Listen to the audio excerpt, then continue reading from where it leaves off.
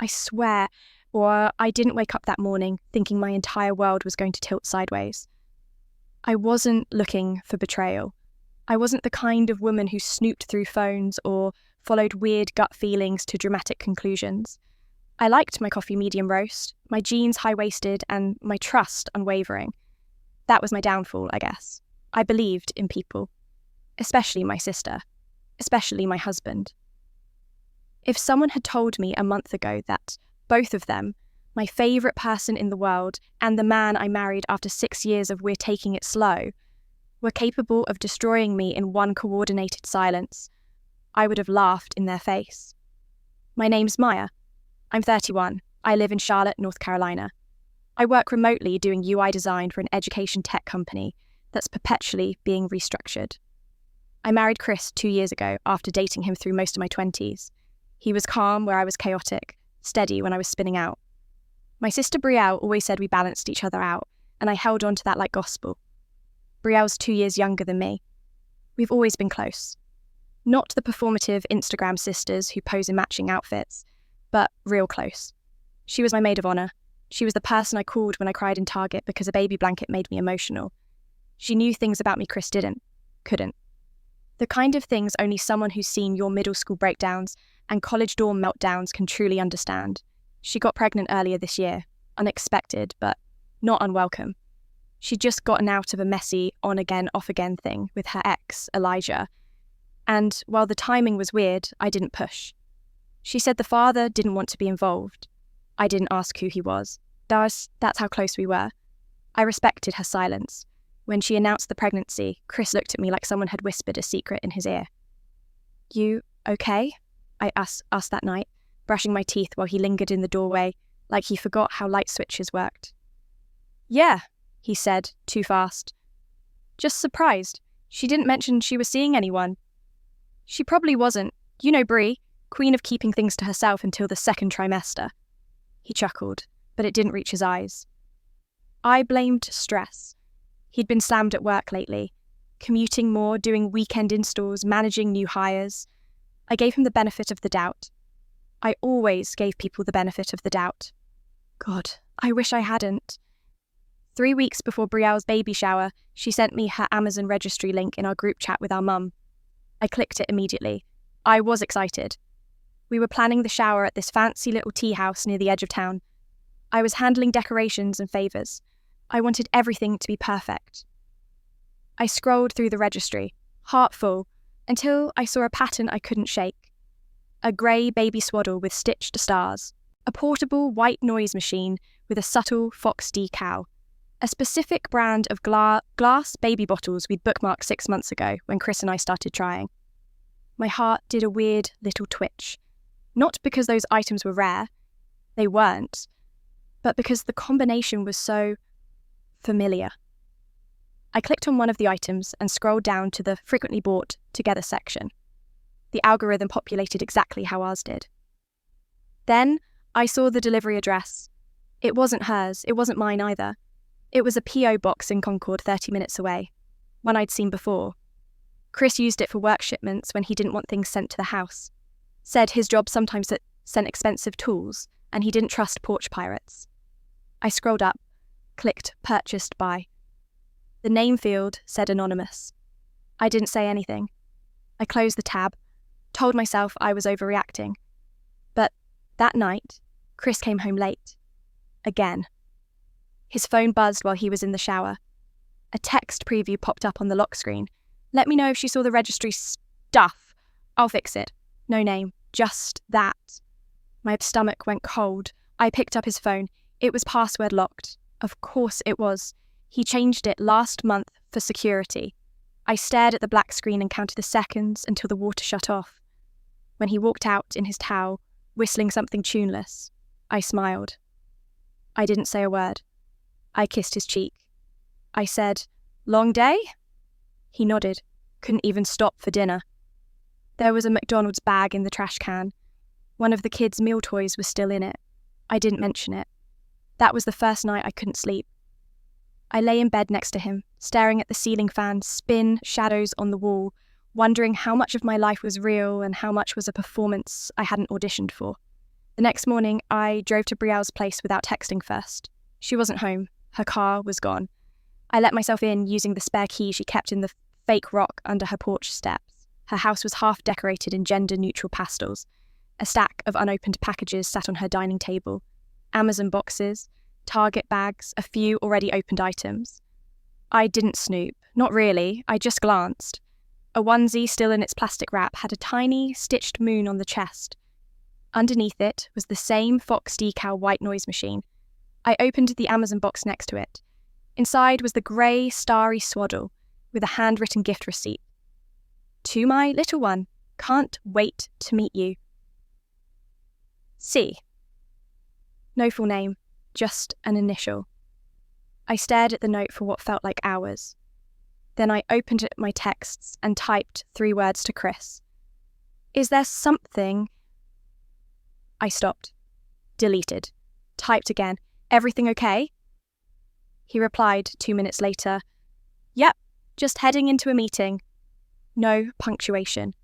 That night, I didn't confront him. I didn't cry. I lay next to him again, heartbeat, ticking like a countdown clock. And in the morning, I booked a hotel under my maiden name. 2 nights.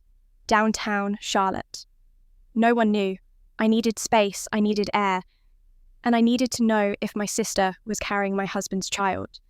Because deep down, beneath the numbness and the denial and the 1,000 what-ifs, I already knew the answer. And it was about to wreck every truth I'd ever believed in. I walked into the hotel room and locked the door like I was sealing myself inside a truth I didn't want to hear. It was too clean in there. The bed was perfectly made. The air smelled like lemon disinfectant and cheap lobby perfume. I dropped my bag and just stood for a minute, trying to feel real. The moment the door clicked behind me, my chest unclenched for the first time in days. My phone buzzed, a text from Mum. Can you call me later? I want to go over the shower decorations with you. I stared at it. My mother had no idea she was helping plan a celebration for a child conceived out of betrayal. A child that might share a father with her other daughter's future kids. I didn't reply. I sat on the edge of the bed and pulled out my iPad. Opened Notability. Started a list. Registry match, delivery address, it was Chris's P.O. box. Fox white noise machine, swaddle gift receipt. Signed C. Chris's weird reaction when Brielle announced pregnancy text from unknown. Let me know if she saw the registry stuff. Chris keeps changing phone password. Brielle refuses to name the father packages arriving to her home from our saved lists, work trips, every other weekend. Concord install site. I stared at the last bullet. My sister lived 10 minutes from Concord. I'd never put that together until now. Because I wasn't looking for patterns. Because I trusted them. Because I was an idiot. Another buzz. Chris this time. Hey babe, got out early. Should I grab dinner? I felt something split in me, a fault line that had been quiet until now. I didn't respond. Instead, I opened my cloud login and clicked into our joint Google Maps history. We'd enabled location sharing last year after I got stranded, in a mall parking lot with a dead phone. It wasn't a trust thing. It was a convenience thing. That's what I told myself anyway. Chris had turned to sharing off 2 weeks ago, but I had 2 years of history before that. I typed in Brielle's address. My heart slowed as red dots began appearing. June 15th, July 1st, August 12th, August 19th. Friday, Saturday, Friday, Friday. Every time he told me he was out on a job site. Every time I made dinner and waited and texted, be safe, while he crashed at a co-worker's. He was with her. Maybe not every time, but enough times, enough to kill me. I dropped the iPad and pressed the heel of my palm into my eye sockets until I saw stars. I wanted to scream, but the hotel walls were thin, and I still wasn't ready to be that woman, the one sobbing in room 411, overheard by strangers and pitied by housekeepers. So I did what I always do when the world breaks. I made a plan. I opened a blank note and titled it Operation Clarity. Then I typed, Objective, know the full truth before I burn the house down. I stayed in the hotel for 2 days. I left my location off, put my phone on Do Not Disturb except for a short window when I texted Mum saying work was crazy and I needed a breather. I watched TikToks on mute, ordered room service, slept under the covers without sharing the bed with a liar, and I prepared. I called out of work. I pulled bank records. I scanned his Venmo and found monthly payments labelled installs with vague emojis. I looked up the names, not co-workers. One was a baby boutique in Huntersville. Another was a boutique wine store where Brielle bought prenatal safe reds. I screenshotted everything. Then, I drove back home and unlocked our front door like I was entering enemy territory. Chris was on the couch, shoes off, playing Xbox. "Hey," he said, "you good?" "I told you, work retreat," I lied. "Management team needed a regroup." He nodded like he believed me, like he didn't notice the way my hand shook when I set down my bag. "I missed you," he said, standing up. He leaned down to kiss me, and I let him. That was the hardest part. Pretending to be his wife when I already felt like his widow. Me too. 2 days before the baby shower, I invited Brielle to brunch. We met at a corner cafe halfway between our houses. She was glowing, wearing one of those stretchy wrap dresses with sunflowers on it, hair pulled back, no makeup.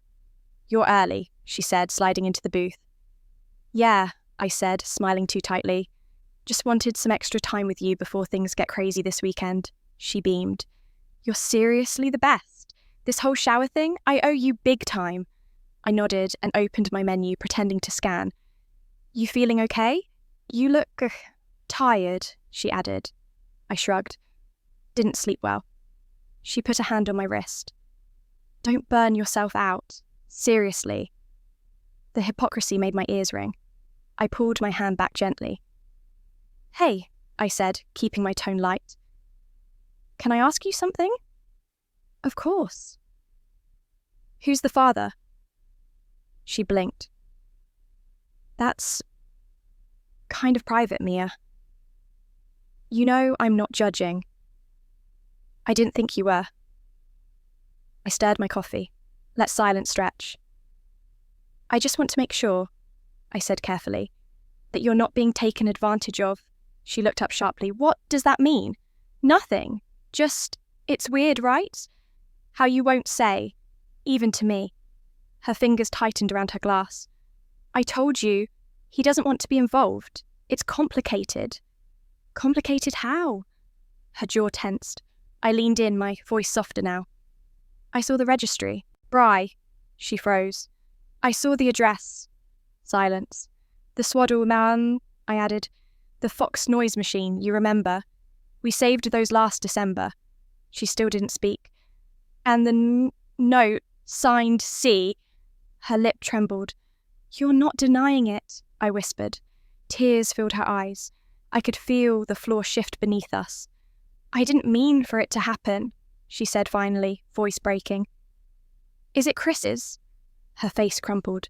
That was my answer. I stood up and walked out, left her there in that booth with her sobs and her regrets and her baby bump. I didn't pay the check. I didn't care. I drove home in silence. No music, no GPS.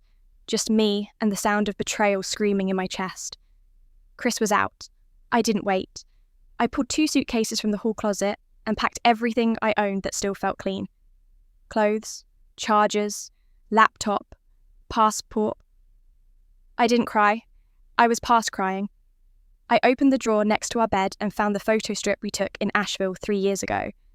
I tore it down the middle. I slid one half into my wallet. The other I left on his pillow. Then I drove to my mum's house and told her everything. My mother's hands trembled the way they did when she ironed clothes too close to her heart. Silent, sharp movements that said more than any words could. She stood in the middle of her kitchen, a knife still halfway through a tomato, and just stared at me. "Say it again," she whispered, voice brittle. "Brielle is pregnant," I said slowly, "and it's Chris's baby." The word Chris caught in my throat like a shard of glass. I hadn't said his name out loud in almost 12 hours. It hurt. My mum set the knife down, not gently. That doesn't make sense. That can't be." "She admitted it," I cut in. "Not in so many words, but her face, it was enough. She cried, Mum, not because I was wrong, because she knew I wasn't." Her mouth opened, closed.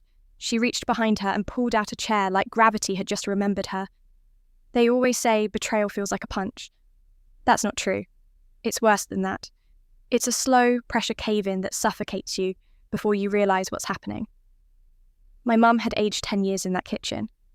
I could see it in the slump of her spine, the way her eyes scanned the table like she was searching for a reset button. "Sweetheart," she said softly, How long?" I don't know, but Chris's location was showing up at her house for months, always on weekends, always when he told me he was working. She blinked hard. "He said he was at install sites." "He was installing something," I said flatly. My mum didn't even flinch at the bitterness. That scared me more than anything. "Does Dad know?" I asked. She shook her head. "He's at the golf course. Probably won't be back until 6. "Don't tell him yet. Not until I figure out what I'm doing." "What are you doing?" she asked. I left," I said simply. "You left?" "I'm not living in that house. I can't breathe there." "But where will you go?" I pulled out my phone and showed her the Airbnb I booked for a week.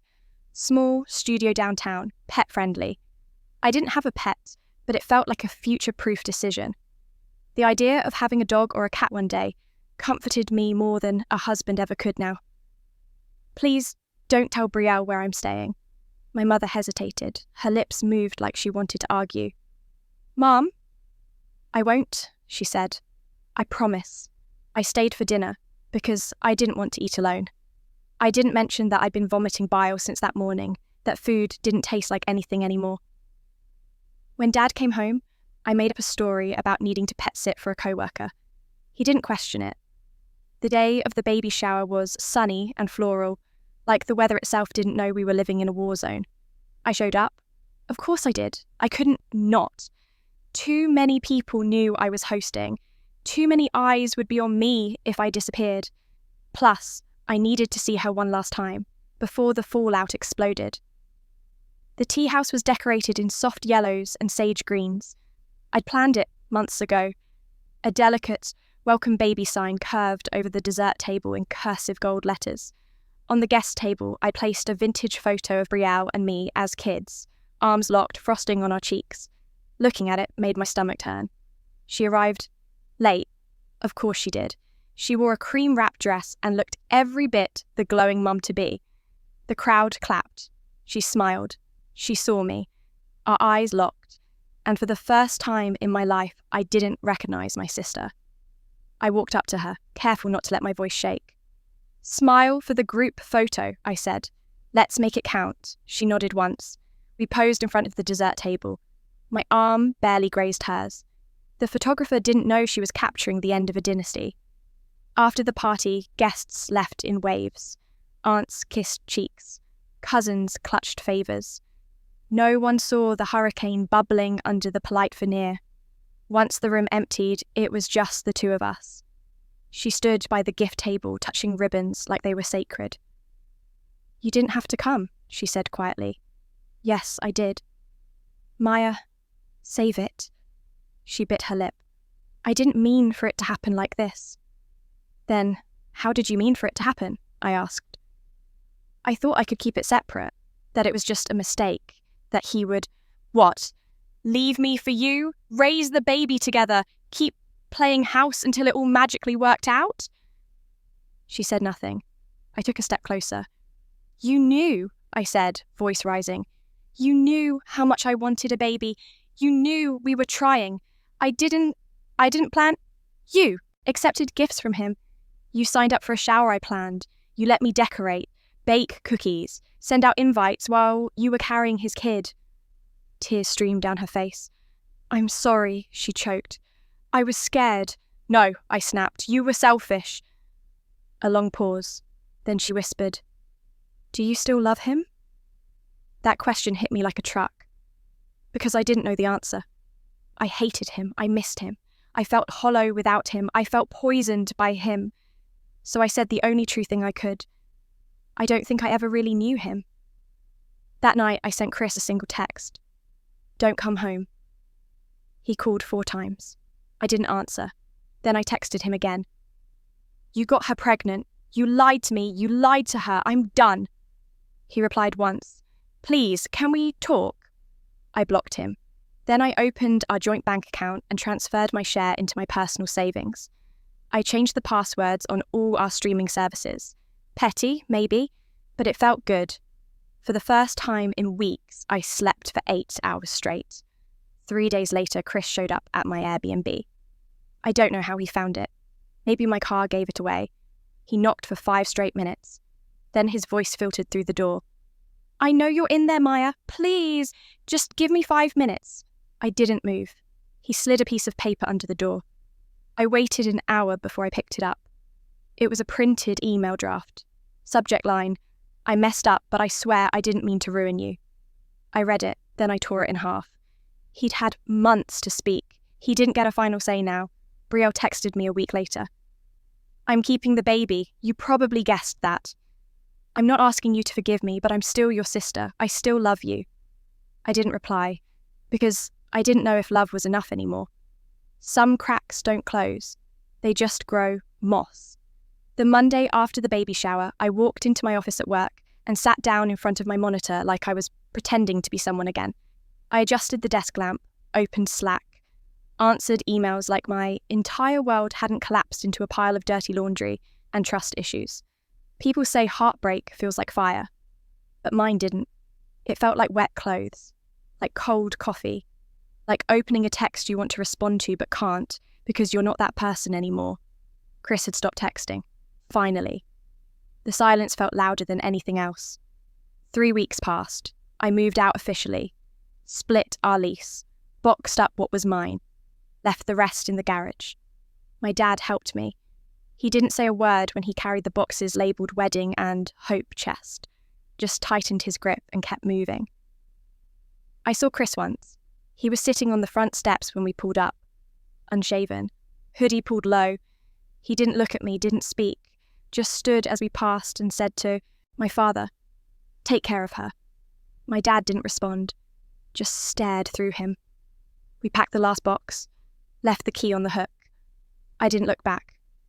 My new apartment was small, but clean. It smelled like old wood and lavender cleaner. The ceilings were high.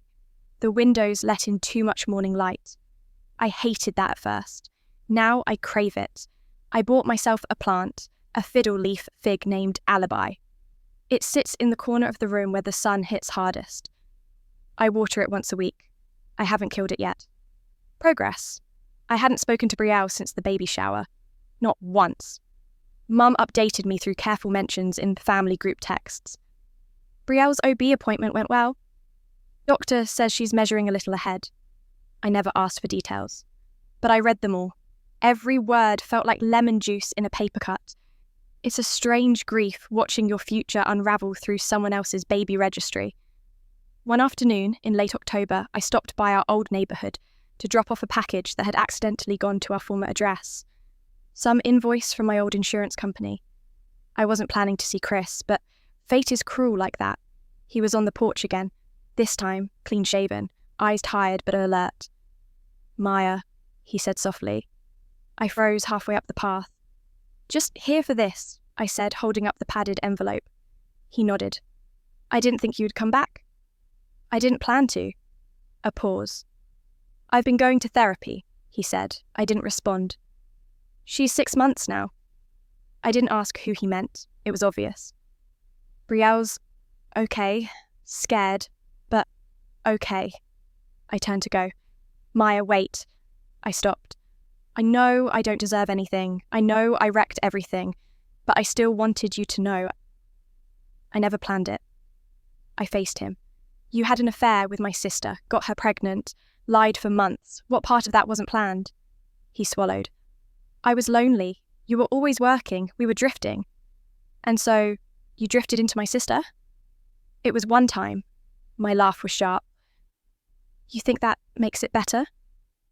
"I never stopped loving you," he said. That's when it clicked. He actually believed that. I shook my head. "You don't get to use that word. Not anymore." I drove straight to Brielle's place. I don't know what came over me. Maybe it was rage. Or maybe I was tired of walking around with a thundercloud above my head and pretending it was just weather. She answered in leggings and an oversized hoodie. Her eyes widened. Maya? I walked in without waiting. Her house looked like a baby catalogue exploded.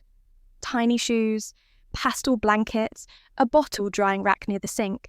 She was nesting for his child. I saw him, I said. She nodded slowly. Me too. You still in love with him? Her face crumbled. I don't know. Do you want to be? No, but you're all keeping the baby. Yes. Silence. I was going to tell you, she said softly. I just couldn't find the right way. You had 9 months. I hated myself, she whispered. Every day. I believe that. I do, but sometimes guilt isn't enough. You should have come to me. From the start. I couldn't, she said. You were the only person who made me feel like I wasn't ruining everything all the time. If I lost you, you did lose me. She nodded, took a deep breath.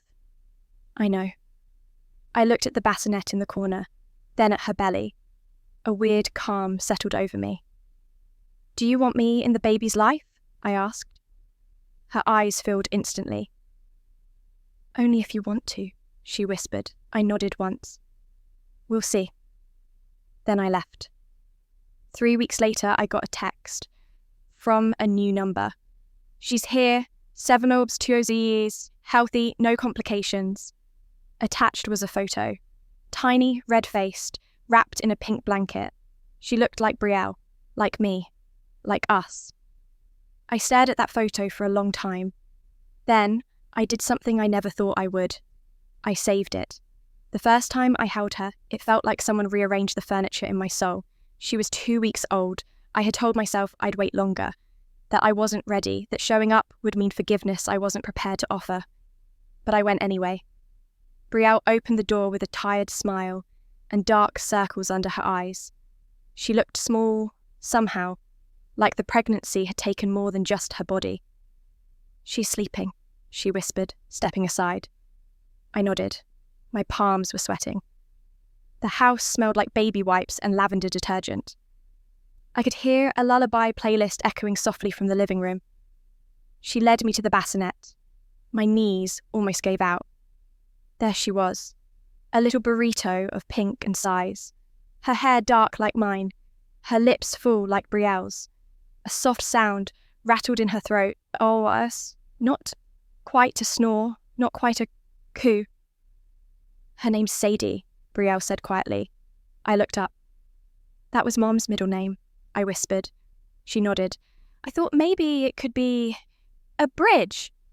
I didn't reply. My heart was too loud. Can I asked, voice shaking.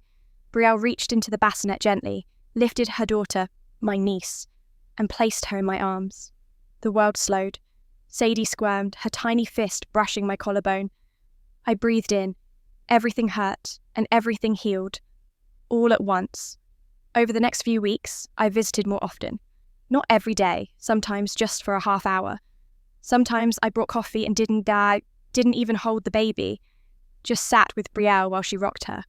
We didn't talk about Chris. That was unspoken, the wound was still there, but it wasn't infected anymore. Grief isn't linear, forgiveness even less so. But something had shifted. We were rebuilding, one cracked brick at a time. On New Year's Eve, I got a letter in the mail, not a text, not a voicemail, a real stamped envelope with my name on it, in Chris's handwriting. I stared at it for 3 days before I opened it.